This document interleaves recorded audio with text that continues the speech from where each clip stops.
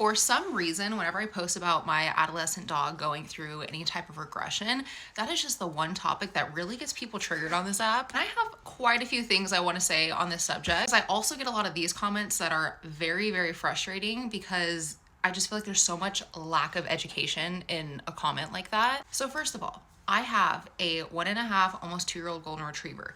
Yes, he is a retriever. He has a genetic predisposition to want to put everything in his mouth and to want to retrieve things. So what does that mean for me as a dog owner? I have to fulfill that need for him every single day. It is my responsibility to do really fun things with him that allow him to fulfill that need.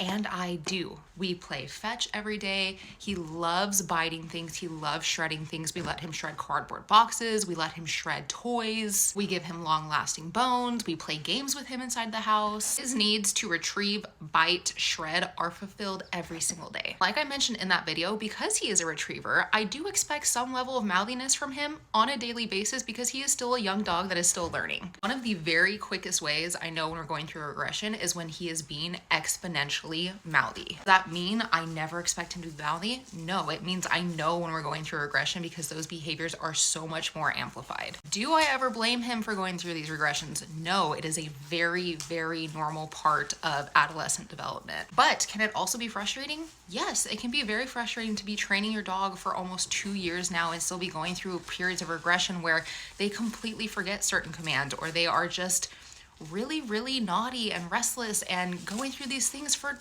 literally no reason. You are allowed to understand the regression while also being allowed to be a little frustrated by it. I never take out my frustration on him. I know when my patience is thin and when I'm having a hard time with him.